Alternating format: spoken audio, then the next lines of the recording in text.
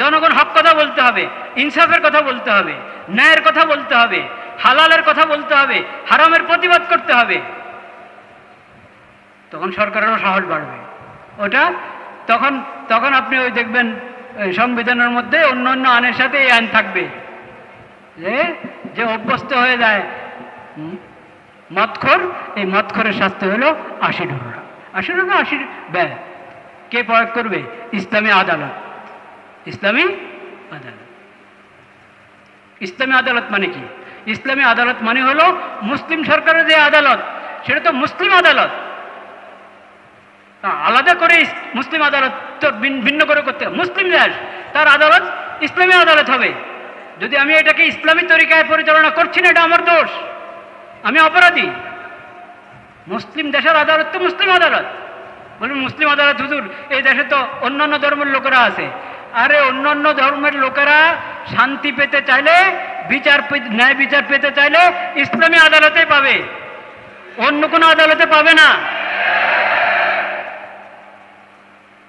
যে কোনো প্রসঙ্গ আসবে, আরে এটা কি শুধু মুসলমানদের দেশ নাকি, এখানে তো অন্য ধর্মের লোকেরা আছে। অন্য ধর্মের লোকদের জন্যই তো ইসলাম। ইসলাম তো অন্য ধর্মের লোকদের নিরাপত্তার জন্য। তারা ন্যায় বিচার পাবে ইসলামী আদালতে। কিন্তু আদালতকে মুসলিম বানাইতে, মুসলিম আদালত, আমাদের আদালত ইসলামী আদালত, মুসলিম দেশের আদালত মুসলিম আদালত, এই কথা বলার মধ্যে কোনো ভয় পাওয়ার কারণ নেই। কিন্তু সেটা ইসলামী তরিকায় পরিচালিত হলে হবে ইসলামী আদালত। এবং সময়ের অবমূল্যায়ন, অপচয়, অপব্যয়, সেটাও এক প্রকারের জুলুম। আর সময়ের অন্যায় ব্যবহার, এটা তো সরাসরি জুলুম।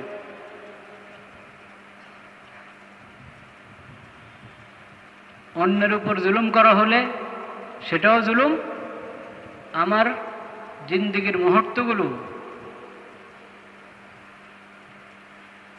আল্লাহর দেওয়া নেয়ামত, এই মুহূর্তগুলোর যদি অন্যায় ব্যবহার হয়, যে কোনোভাবে অন্যায় ব্যবহার হয়, সেটাও জুলুম। এই জুলুম থেকে আল্লাহ রাব্বুল আলামিন কোরআনে নিষেধ করেছেন, বলেছেন লা ফালা তাজলিমু ফীহিন্না আনফুসাকুম।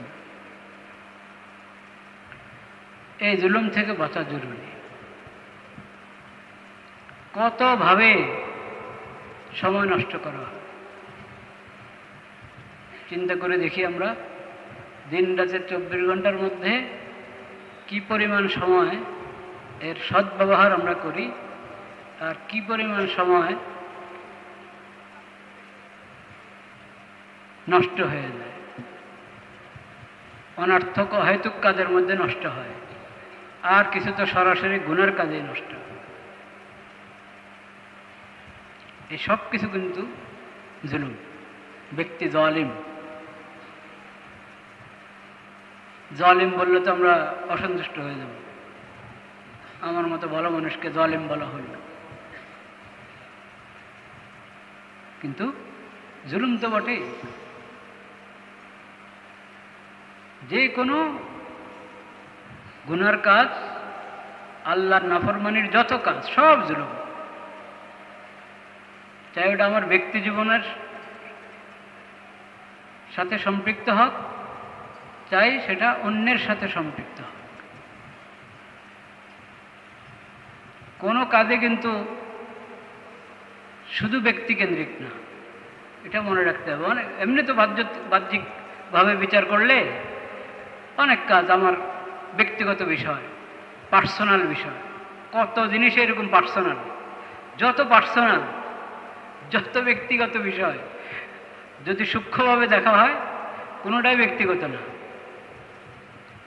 আপনি 10 মিনিট কোরআন তেলাওয়াত করছেন, জিকির করছেন, দোয়া করছেন, ব্যক্তিগত ইবাদত, ঠিক, এটা ব্যক্তিগত ইবাদত, কিন্তু এটার প্রভাব ব্যক্তিগত না।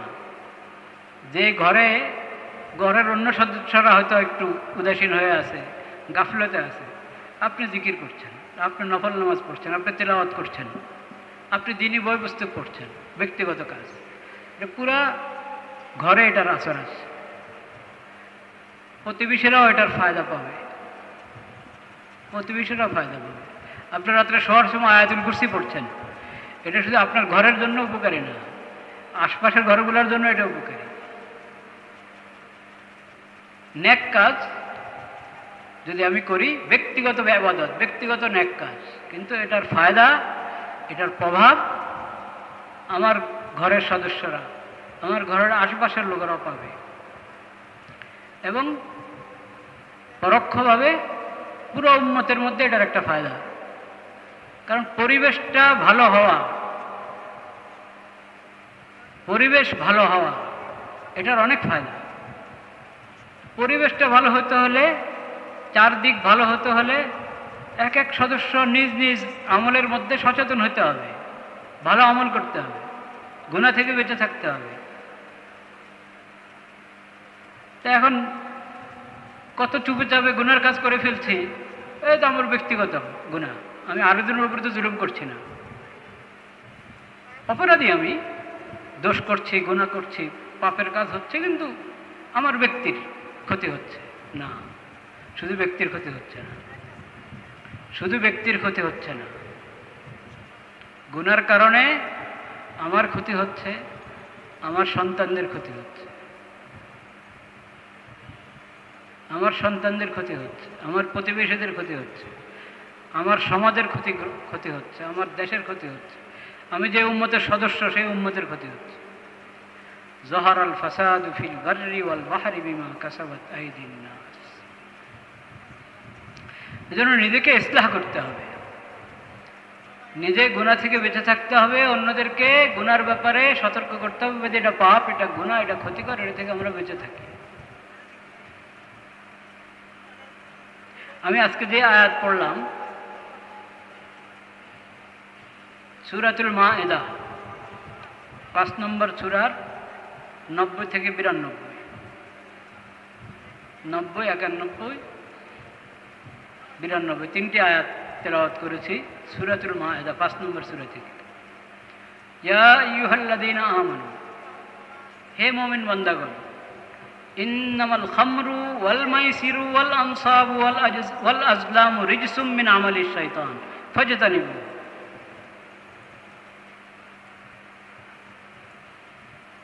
আল খামর বুঝেন তো, খামরের অর্থ মদ।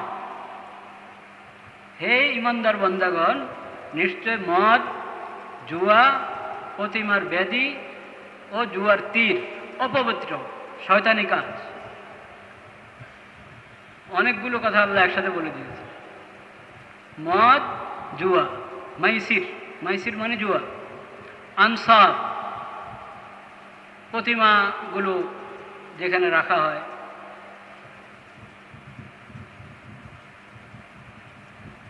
পূজার সামগ্রী, সবই আনসাব। ওয়াল আজলাম জুয়ার তীর, রিজসুন এসব কিছু অপবিত্র, মিন আমালি শয়তান এগুলো শয়তানের কাজ। ফাজতানিবু শয়তানের সব কাজ থেকে দূরে থাকো। যেগুলো শয়তানের কাজ ওটা থেকে দূরে থাকতে হবে ইনসানকে। মদ, জুয়া আর প্রতিমা, মূর্তি সব কিছু, এবং জুয়ার তীর, রিজসুম মিন আমালিশ শয়তান ফাজতানিবু এগুলো থেকে বেঁচে থাকো। লাআল্লাকুম তুফলিহুন যাতে তোমরা সফল কাম হও, সফলতা অর্জন করো। ইন্নামা ইউরিদু শাইতানু আন ইউকিআ বাইনাকুমুল আদাওয়াতা ওয়াল বাগযা ফিল খামরি ওয়াল মাইসির ওয়া ইয়াসুদ্দাকুম আন যিকরিল্লাহ ওয়া আনিস সালাহ ফাহাল আনতুম মুনতাহুন।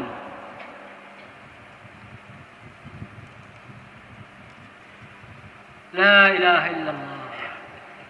শয়তান কেন মানুষকে জুদ, কি বলে, মদ, জুয়া এগুলোর পিছনে ফেলে কেন? শয়তানের উদ্দেশ্য হলো যাতে তোমাদেরকে আল্লাহর জিকির থেকে দূরে রাখতে পারে, সালাত থেকে, নামাজ থেকে দূরে রাখতে পারে, তোমাদের পরস্পর ঝগড়া বাঁধাইতে পারে, শত্রুতা সৃষ্টি করতে পারে, হিংসা বিদ্বেষ সৃষ্টি করতে পারে। এজন্য শয়তান কুমন্ত্রণা দিয়ে কাউকে মদের পিছনে লাগায়, মদের আসক্ত বানায়, কাউকে জুয়ার আসক্ত বানায়। ফাহাল আনতুম মুনতাহুন, আল্লাহ বলছেন যখন বুঝলা যে শয়তানের উদ্দেশ্য কি, কি জন্য তোমার মধ্যে মদের আসক্তি সৃষ্টি করছে, কি জন্য তোমাকে জুয়ার পিছনে ঘুরাচ্ছে, তার মতলব খারাপ। শয়তান তো মানুষের স্পষ্ট শত্রু এবং আল্লাহর নাফরমান, তার মতলব খারাপ। সে এসব বিষয়ে তোমাকে কুমন্ত্রণা দিচ্ছে এজন্য যাতে তুমি এগুলোর পিছনে পড়ে আল্লাহর জিকির থেকে গাফেল হয়ে যাবে, নামাজ থেকে গাফেল হয়ে যাবে, এবং দুজনের মাঝে দ্বন্দ্ব বাঁধবে। পরে অর্থ করে যা আছে সব শেষ, আর সেই কারণে দুজনের মধ্যে শত্রুতা হবে, লড়াই ঝগড়া চলতে থাকবে। সংসারও শেষ, অর্থ করিও শেষ, নামাজও শেষ, ইবাদত বন্দেগী আল্লাহ বিল্লাহ, আল্লাহর নাম নেওয়া, জিকির দোয়া সব শেষ। আল্লাহ বলেন ফাহাল আনতুম মুনতাহুন, এগুলোর ক্ষতির কথা তোমাদেরকে জানিয়ে দিলাম, স্পষ্ট করে দিলাম, তাও কি তোমরা বিরত হবে না? এই কি বলে মদ এবং জুয়া থেকে দূরে সরবে না?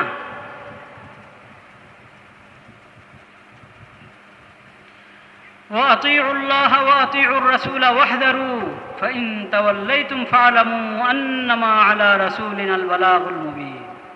আল্লাহর আনুগত্য করো, রাসূল সাল্লাল্লাহু আলাইহি সাল্লামের, আল্লাহর রাসূলের আনুগত্য করো। ওয়াহদারু, আল্লাহ রাসূল যেসব বিষয় থেকে তোমাদেরকে বারণ করেছেন, নিষেধ করেছেন, করছেন, ওগুলো থেকে বিরত থাকো, সতর্ক থাকো, ওগুলোর পিছনে পড়বে না কখনো। যদি আল্লাহ রসুলের হুকুম না মানো, আল্লাহ রসুলের হুকুম থেকে বিমুখ হয়ে যাও, তাহলে জেনে রাখো রাসূলের জিম্মাদারি স্পষ্টভাবে পৌঁছিয়ে দেওয়া।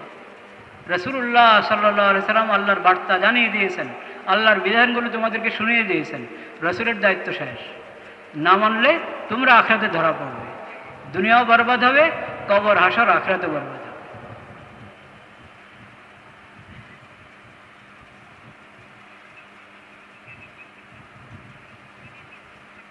লা ইলাহা ইল্লাল্লাহ। তো এখন মাদক থেকে সমাজকে বাঁচানোর জন্য বিভিন্ন সংগঠন, বিভিন্ন চেষ্টা ফিকির চলছে, কিন্তু এই বাঁচানোর ফিকিরটা কখন কখন হয় খেয়াল করে দেখেছেন? মাদকের আসক্ত হয়ে গেলে তারপরে তারে আমরা একটা পরিবেশে নিয়ে ঠিক করার চেষ্টা করি। এই চেষ্টাটা তো শুরু থেকে হওয়া দরকার, এই চেষ্টাটা শুরু থেকে হওয়া দরকার, যাতে কোনো মাদকের সঙ্গে তার কোনো সম্পর্কে কি সৃষ্টি হতে না হয়, সৃষ্টি না হয় সেই চেষ্টা, সেই ফিকির করতে হবে। সেটার জন্য কি ব্যবস্থা? সেটার জন্য তালিম এবং তরবিয়তের ব্যবস্থা। সেটার জন্য কিসের ব্যবস্থা? তালিম এবং তরবিয়ত, ফরজ ইলম বিস্তার করতে হবে। এই যে এই আয়াতের মধ্যে আল্লাহ কত সুন্দর করে বুঝিয়ে দিলেন আমাদেরকে মদ জুয়া থেকে দূরে থাকার কথা। ওয়াল আনসাব ওয়াল আজলাম, আনসাব থেকে দূরে থাকো। এখন যদি আমাদের বুদ্ধিজীবীরা খালি মূর্তির পর মূর্তি বানাইতে চায় দেশের মধ্যে, বিনোদনের নামে, সংস্কৃতির নামে অপসংস্কৃতি ঢুকাতে চায় দেশের মধ্যে, শিক্ষার নামে, শিক্ষা সংস্কৃতির নামে অপসংস্কৃতি, বিনোদনের নামে অশ্লীলতা, এটা যদি সমাজে বাড়তে থাকে, এরপর আপনি মাদকের বিরুদ্ধে আন্দোলন করেন, একটা পরিবেশে নিয়ে যান, পরিবেশে নিয়ে কি শিখান থাকে? অনেকগুলো তো আছে এরকম প্রোগ্রাম। তারা কি তরিকা, যে সলাৎ থেকে, আল্লাহর জিকিরের থেকে বিরত রাখার জন্য শয়তান এই বন্দি করেছে, তা আপনি তো তাকে সলাতের পরিবেশে নিতে হবে, জিকিরের পরিবেশে নিতে হবে, দ্বীন ইমানের পরিবেশে নিতে হবে।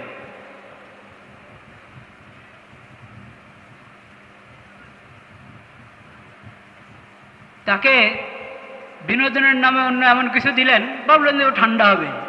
ঠান্ডা হবে না, তার ভিতরের সেই আগুন আরো জ্বলে উঠবে।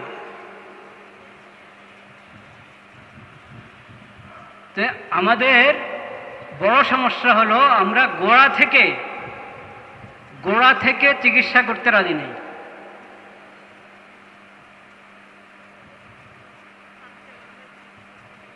গোড়া থেকে চিকিৎসা হলো সহি তালিম, সহি এলেম আসতে হবে।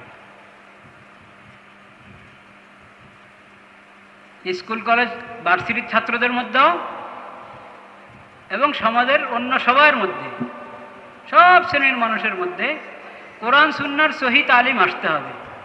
নবী করিম সাল্লাল্লাহু আলাইহি ওয়াসাল্লামের সিরতের সহি তালিম আসতে হবে। শিক্ষার জন্য কত বড় বাজেট,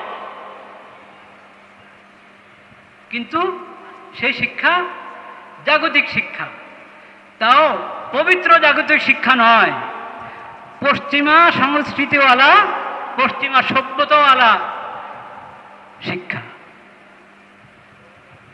জাগতিক জ্ঞান বিজ্ঞান খুব জরুরি, খুব ভালো, ওটাতে আপত্তি নাই, কিন্তু সেটা শেখানোর পদ্ধতি হবে কি, সেটার সিলেবাসটা কি হবে, সেটার পরিবেশটা কি হবে, সেটা পশ্চিমাদের কুসংস্কৃতিওয়ালা আপনার পরিবেশ, ওটা দিয়ে জাগতিক জ্ঞান বিজ্ঞান, জাগতিক জ্ঞান বিজ্ঞান সফল হতে হলে ওটার শুরু হতে হবে দ্বীনি শিক্ষা দিয়ে, শুরু হতে হবে কি দিয়ে, দ্বীনি শিক্ষা দিয়ে।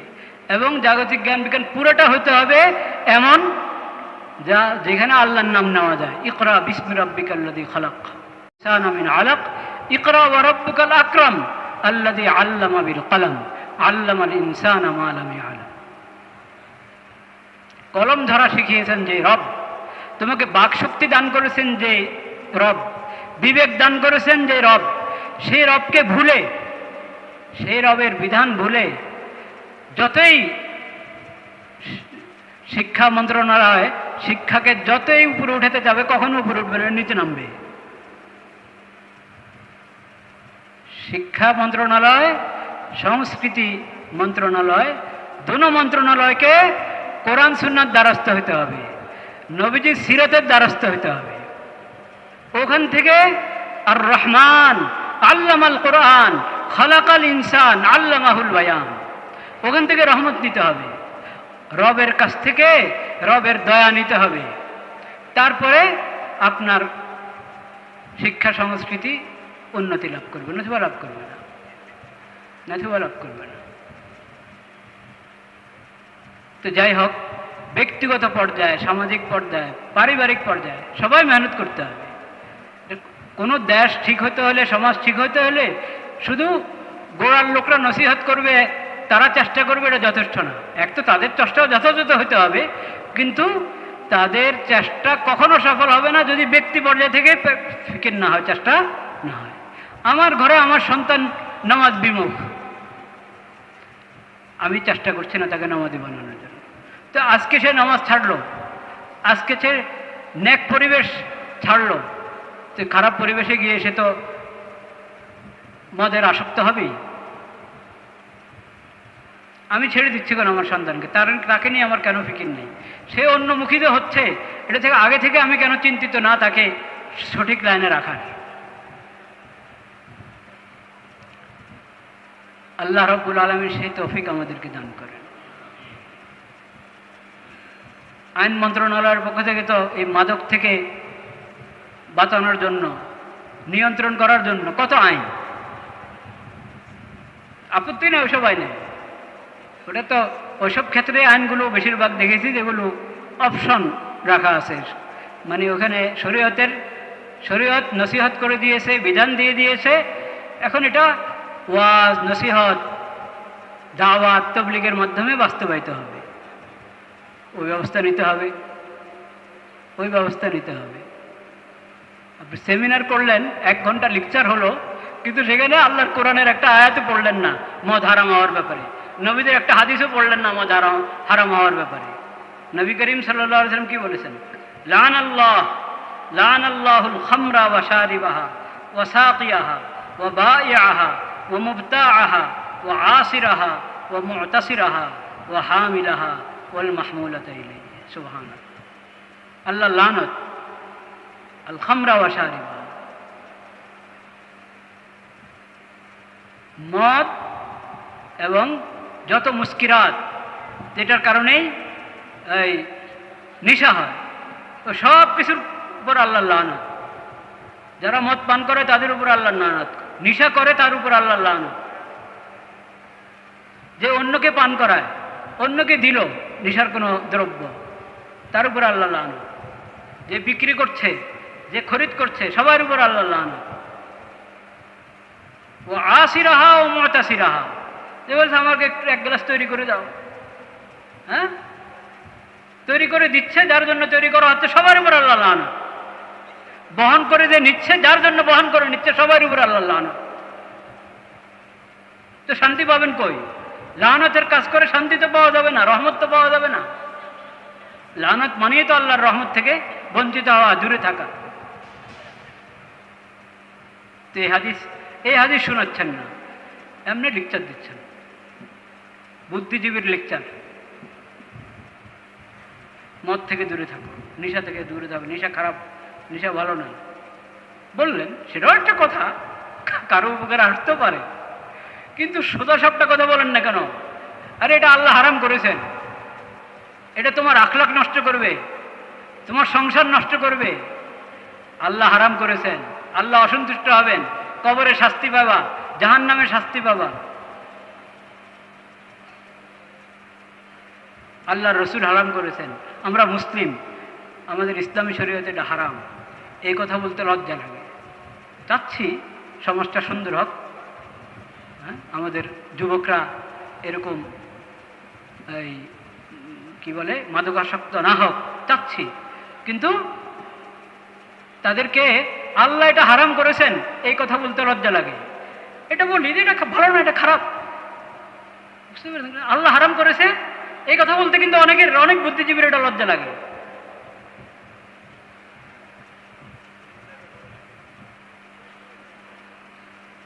নবীজির হাদিসগুলো শোনো। নবী করিম সাল্লাল্লাহু আলাইহি সাল্লাম যে সমাজ তৈরি করেছিলেন তার দৃশ্য তো আছে হাদিসের কিতাবে।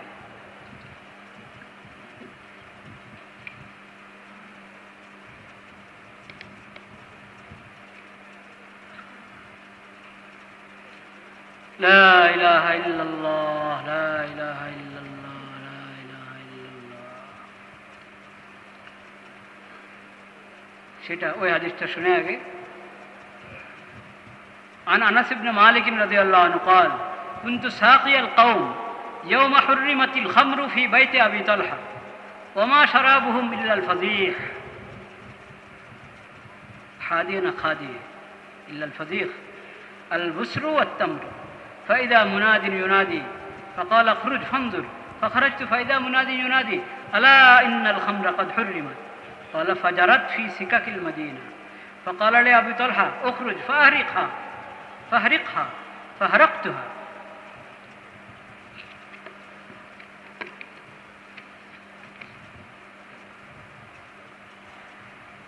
لا إله إلا الله। আনাস রাদিয়াল্লাহু আনহু বলছেন, যখন নবীজি হায়াতে আসেন তখন তো বিধান একটার পর একটা আসছে, সব বিধান তো একসাথে আল্লাহ তাআলা একদিনে দিয়ে দেন নাই। রাসূলুল্লাহ সাল্লাল্লাহু আলাইহি ওয়াসাল্লামের ইন্তেকালের আগে পুরো শরীয়ত পূর্ণ হয়ে গেছে। আল ইয়াউমা আকমালতু লাকুম দীনাকুম ওয়া আতমামতু আলাইকুম নি'মাতি ওয়া রাদিতু লাকুমুল ইসলাম দীনা। পুরো শরীয়ত এসে গেছে, এখন আর এখানে কোনো সংযোজন বিয়োজনের কোনো অবকাশ নেই। নবী করিম সাল্লাল্লাহু আলাইহি ওয়াসাল্লাম যতদিন হায়াতে ছিলেন আল্লাহর পক্ষ থেকে ওহী আসতো, ওহীর মাধ্যমে আগের কোনো বিধান আল্লাহ রহিত করে নতুন বিধান দিয়েছেন, ছিল কিছু কিছু এটার দৃষ্টান্ত আছে, আর নতুন বিধান আসতো একের পরে। ইন্তেকালের আগে পুরো শরীয়ত এসে গেছে, আল ইয়াউমা ওই আয়াত যখন অবতীর্ণ হলো। পুরো দিন পুরো শরীয়ত এসে গেছে। তো এই মদ যে হারাম, এই বিধানটা যখনও আসে নাই, পূর্বাভাস আসবে, বোঝা যাচ্ছে বিভিন্ন আয়াত আল্লাহর পক্ষ থেকে আসছে একের পর এক, যেটা ইঙ্গিত বহন করছে যে মদ কি হয়ে যাবে, হারাম হয়ে যাবে চিরদিনের জন্য। কিন্তু হারাম হয়নি। পূর্বাভাসের সময় অনেকে ছেড়ে দিয়েছে মদ, অনেকে হারাম হয় নাই, এখনো পুরা আল্লাহর পক্ষ থেকে বিধান আসে নাই, কেউ কেউ খাচ্ছে। তো এমন এক ঘটনা যে মদ ঢেলে ঢেলে দিচ্ছে, ওই সময় চারদিক থেকে আওয়াজ শোনা যাচ্ছে। এটা কি আওয়াজ? ওদের রাসূলুল্লাহ সাল্লাল্লাহু আলাইহি ওয়াসাল্লামের পক্ষ থেকে ঘোষণা করছে, আলা ইন্নাল খামরা কদ হুররিমাত, মদ হারাম করে দেওয়া হয়েছে। একবারে ক্লিয়ার কথা, আল্লাহর পক্ষ থেকে হারাম এটা। বাস শেষ। এখন যতজনের ঘরে যা ছিল মদ সব ঢেলে বাইরে নিয়ে এনে সবাই ঢেলে দিয়েছে। শরাবের মটকা পাত্র সব বাইরে নিয়ে ঢেলে দিয়েছে। কিছু সময়ের জন্য দেখা যাচ্ছে, আর যেদিকে বের হচ্ছে ওইদিকেই মদ দেখা যাচ্ছে। একটা কথা, শুধু একটা ঘোষণা, এটা হলো সমাজ, শুধু একটা ঘোষণা। ও জিজ্ঞাসা করতে যায় নাই যে আচ্ছা নবীদিকে গিয়ে জিজ্ঞেস করে আসি, আচ্ছা সামনে নামাজে মসজিদে যখন যাব নবীদের সঙ্গে দেখা হবে, মসজিদে নবীর দেখা হবে, তখন জিজ্ঞেস করব না। ঘোষণা এসে গেছে, বাস শেষ। ওইভাবে আমাদেরকে জমিন তৈরি করতে হবে, মানুষের দিল তৈরি করতে হবে। পরিবেশটাকে যদি আমি নেক বানাই, চারদিকের পরিবেশ হলো বৈরী পরিবেশ, আর ওখানে আপনি মানুষকে সোজা করে ফেলবেন। মানুষকে সোজা করতে হলে পরিবেশটা ইমানি পরিবেশ হতে হবে, রুহানি পরিবেশ হতে হবে। রুহানি মানে এই আল্লাহর দিন, আল্লাহর শরীয়ত, নবী করিম সাল্লাল্লাহু আলাইহি ওয়াসাল্লামের সুন্নাহর মাধ্যমে পরিবেশ তৈরি করা। আল্লাহ তাআলা সেই হিম্মত এবং সেই তৌফিক আমাদেরকে দান করেন। লা ইলাহা ইল্লাল্লাহ, লা ইলাহা ইল্লাল্লাহ, লা ইলাহা ইল্লাল্লাহ, লা ইলাহা ইল্লাল্লাহ, লা ইলাহা ইল্লাল্লাহ।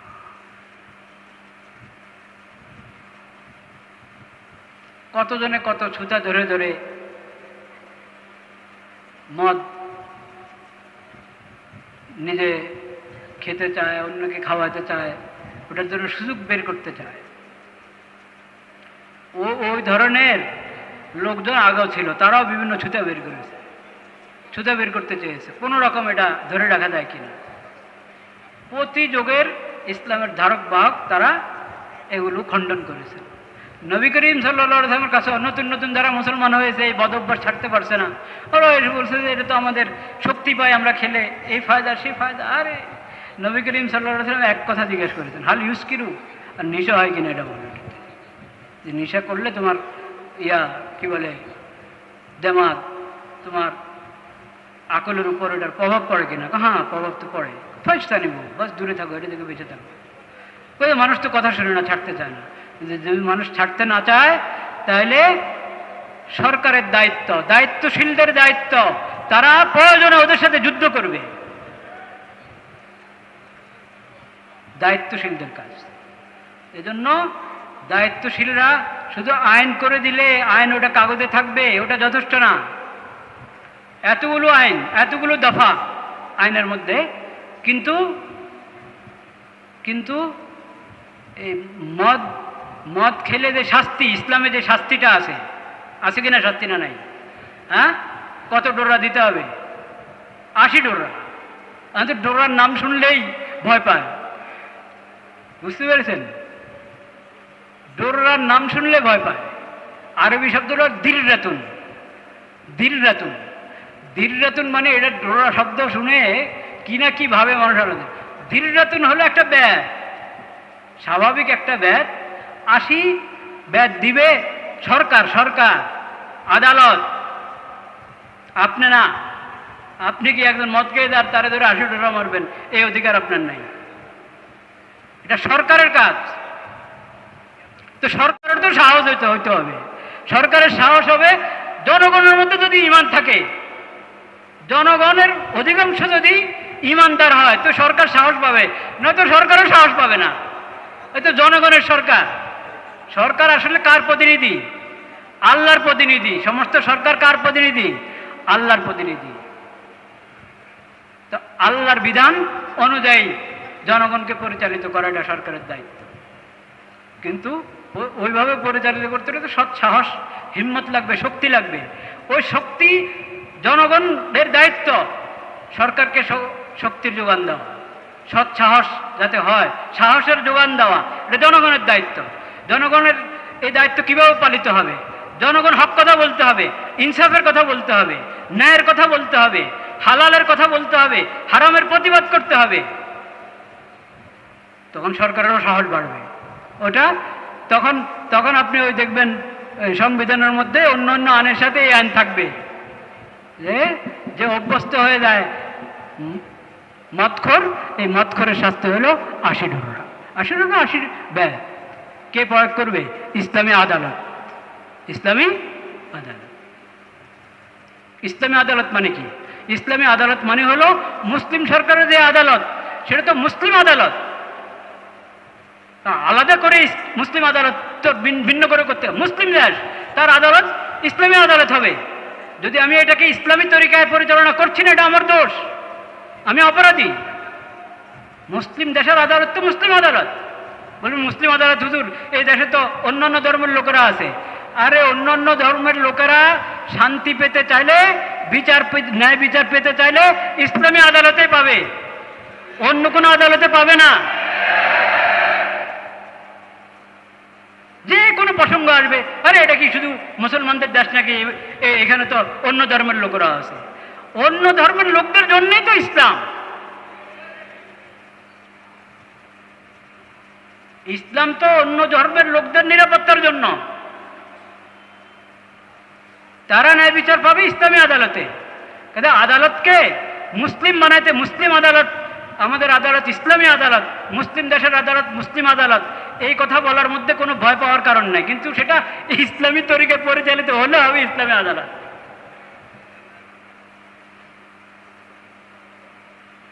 আল্লাহ রাব্বুল আলামিন মেহেরবানি করে আমাদেরকে তৌফিক দান করেন। ওয়া আখিরু দাওয়ানা আলহামদুলিল্লাহ।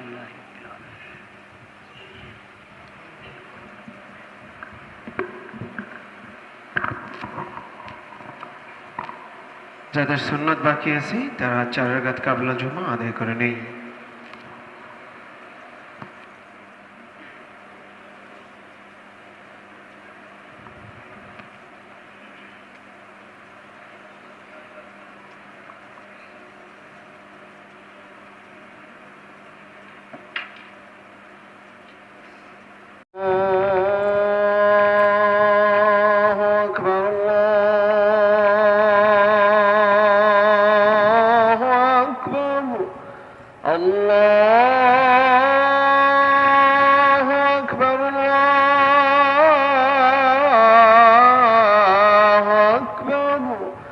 أشهد أن لا إله إلا الله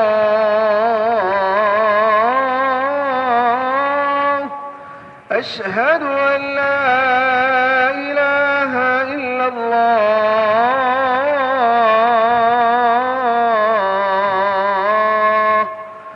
أشهد أن محمد رسول الله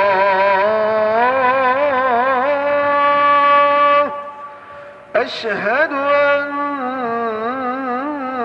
محمدا رسول الله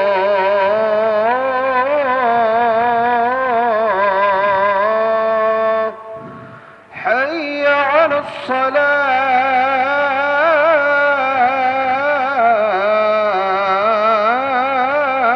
الصلاة حي على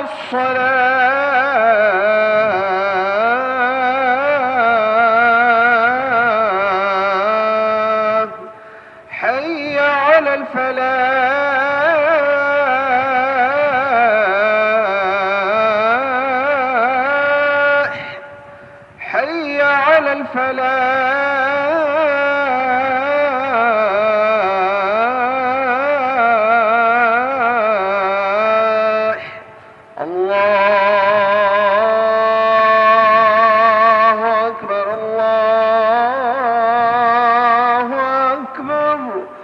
لا إله إلا الله.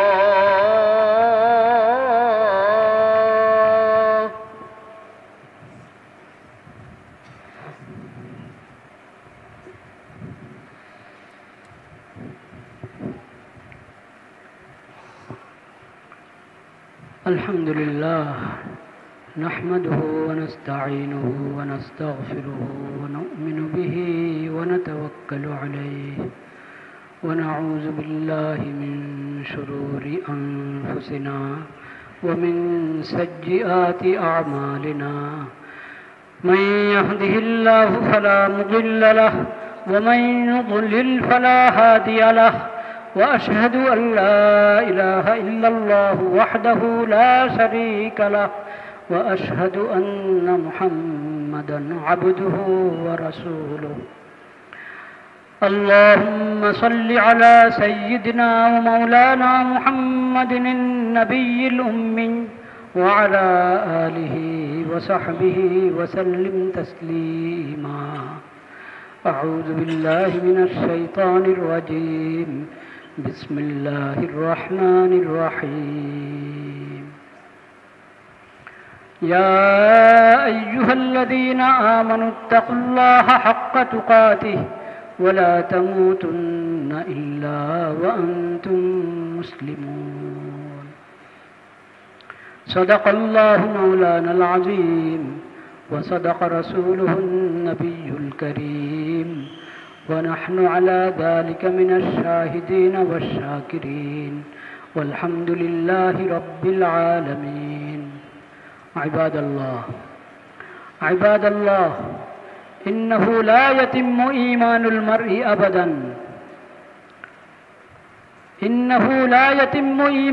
المرء أبدا حتى يلتزم شرائع الله، حتى يقبل شرائع الله، حتى يتخذ حلال الله حلالا وحرام الله حراما.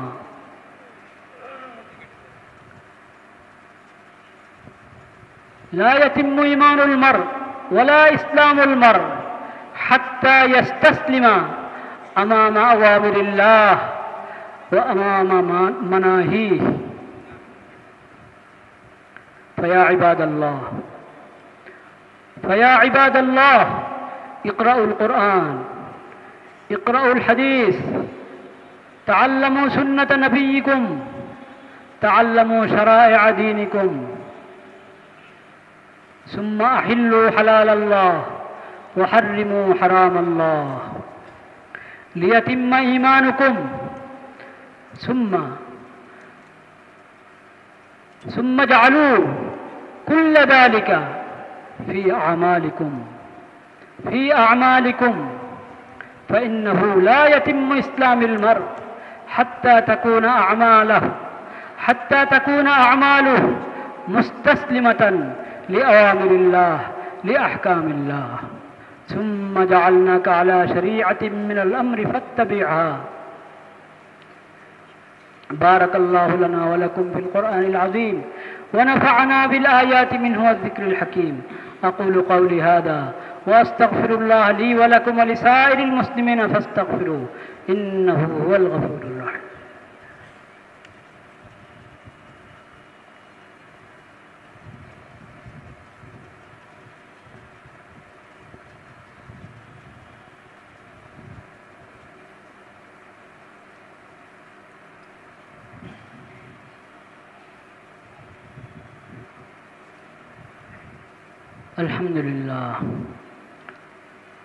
الحمد لله نحمده ونستعينه ونستغفره ونؤمن به ونتوكل عليه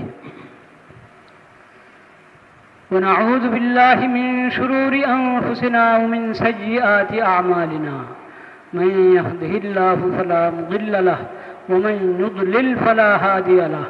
وأشهد أن لا إله إلا الله وحده لا شريك له وأشهد أن محمدا عبده ورسوله وخاتم أنبيائه ورسله صلى الله عليه وعلى آله وسلم تسليما كثيرا كثيرا. أما بعد فأعوذ بالله من الشيطان الرجيم. بسم الله الرحمن الرحيم. إن الله وملائكته يصلون على النبي يا أيها الذين آمنوا صلوا عليه وسلموا تسليما. اللهم صل على محمد عبدك ورسولك وصل على المؤمنين والمؤمنات والمسلمين والمسلمات. قال النبي صلى الله عليه وسلم: عليكم بسنتي وسنة الخلفاء الراشدين المهديين، تمسكوا بها وعضوا عليها بالنواجذ، وإياكم ومحدثات الأمور، فإن كل محدثة بدعة وكل بدعة ضلالة. وقال صلى الله عليه وسلم: خير الناس قرني ثم الذين يلونهم ثم الذين يلونهم. عباد الله رحمكم الله، اذكروا الله ذكرا كثيرا وسبحوه بكرة وأصيلا وأقيموا الصلاة إن الصلاة تنهى عن الفحشاء والمنكر ولذكر الله أكبر والله يعلم ما تصنعون.